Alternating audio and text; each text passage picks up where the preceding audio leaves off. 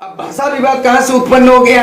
भाषा का मतलब है यहाँ का जो 9 भाषा है, 5 जनजाति और 4 क्षेत्रीय भाषा, केजी टू पीजी पढ़ाने का जो नियम है उसका संविधान में प्रावधान है, लागू नहीं किया गया।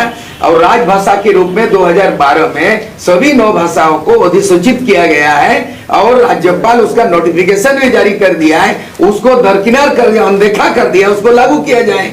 दूसरी बात है कि जब झारखंड अलग राज्य हुआ उसमें झारखंड राज्य पुनर्गठन 2000 में लिखा गया कि बिहार में जो नियम नीति आदेश अध्यादेश नियम अधिनियम 85 धारा के तहत उसको अंगीकृत किया जाएगा। और उसी समय बाबूलाल मरांडी के समय में स्थानीय नीति 1982 को के नोटिफिकेशन को कि जिला के अंतिम सर्वे में जिन पूर्वजों के नाम अंकित है उन्हीं को ही खतियान के आधार पर मूलवासी स्थानीय माना जाएगा।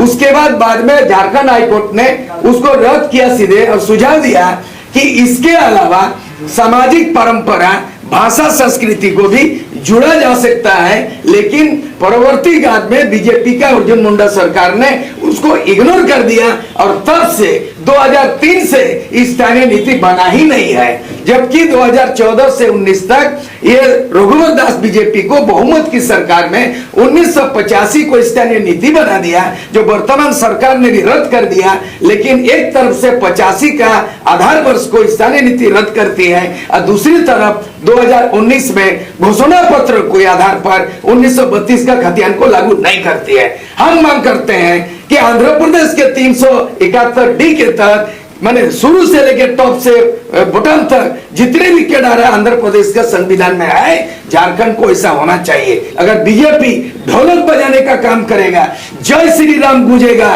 तो ढोलक के जगह में नगड़ा बजेगा। और ऐसे जय श्री राम नहीं बल्कि जय झारखंड नारा करने वाला जो खतियान का बात करेगा झारखंड में वही राज करेगा। ढोलक नहीं बजेगा, नगड़ा बजेगा, फिर एक बार लूट होगा। जो अतिक्रमण करेगा, भाषा के आधार पर राज्य का पुनर्गठन हुआ है। भाषा की लड़ाई में पाकिस्तान से बांग्लादेश 71 में अलग हुआ और बिहार से अलग होने के बाद बिहारी जाति होता, बिहारी संस्कृति बिहारी भाषा को बिहार में मांग करना चाहिए कि भोजपुरी भाषा को आज तक 8वें अनुसूची में क्यों शामिल नहीं हुआ। बिहार के लोग यहाँ पे रहने वाले यहाँ हक मांगते हैं, यहाँ रहने का, खाने का, रोजगार का, माने बिजनेस करने का आपत्ति नहीं है, लेकिन भोजपुरी के आधार पर यहाँ नौकरी मिलेगा ये कतई बर्दाश्त नहीं होगा। और यहाँ के लोग कोई मूलवासी नहीं हो सकता और प्रवासी लोग और यहाँ का कोई खतियानदारी नहीं हो सकता है। इसलिए उसमें कोई बवाल नहीं। एक ही सवाल कि खतियान के आधार पर जो यहाँ पे बात करेगा झारखंड में वही राज करेगा और नौजवानों का नियोजन नीति जो आंध्र प्रदेश के तर्ज पर बने, खतियान के आधार पर जाति प्रमाण पत्र बने और मैट्रिक जो पास करेगा और इंटर जो पास करेगा बाहर का कोई भी आदमी उसको बर्दाश्त नहीं किया। इस तरह का किसी भी स्टेट में नहीं है। हमारे भी झारखंडी लोग असम में हैं, आज भी आदिवासी दर्जा नहीं मिला, बंगाल में है वहां के नौकरी नहीं मिलता। इसलिए शुरू में खतियान ही सब पे आधार बनेगा। खतियान के आधार पर स्थानीय नीति, खतियान के आधार पर रोजगार नियोजन, खतियान हमारा आधार होगा। यानी जो खतियान का बात करेगा झारखंड में वही राज करेगा। हाँ, जैसे झारखंड में अब संजय सेठ का गांव कहाँ है कौन जानता है बताइए। बीजेपी आज यहाँ जिसको उम्मीदवार बनाता है पॉलिटिकल, ये जो उपनिवेश जो बनाया गया है, अब चतरा का सुनील सिंह कहाँ का है झारखंड का आदमी नहीं जानता है। सरजू राय का गांव कहाँ है उसकी कोई नहीं जानता है। बीएन सिंह कहाँ का है कोई नहीं जानता है। उसके बाद आपका जसवंत सिन्हा का घर कहाँ है कोई नहीं जानता है।